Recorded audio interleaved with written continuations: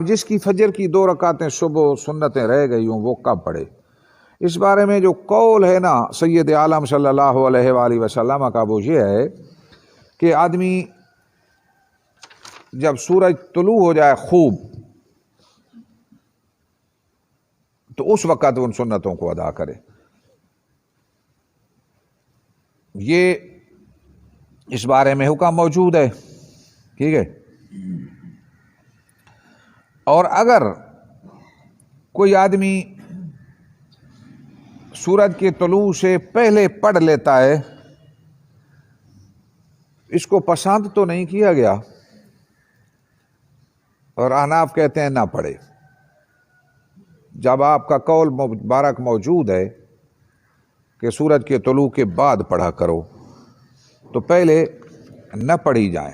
البتہ اگر کسی نے کوئی مجبوری ہے کہ رہ جائیں گی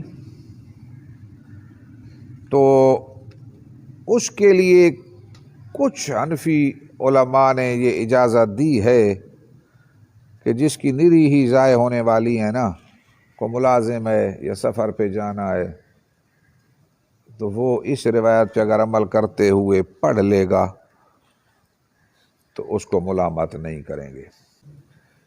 تقریباً 20 منٹ انتظار کر لینا، طلوع شمس سے 20 منٹ انتظار کرو تو رنگ سورج کا صحیح ہو جاتا ہے، پورے طریقے پر طلوع کلیئر ہو جاتا ہے، تو اس کے بعد اشراق بھی آدمی پڑھ سکتا ہے، سنتیں بھی پڑھ سکتا ہے۔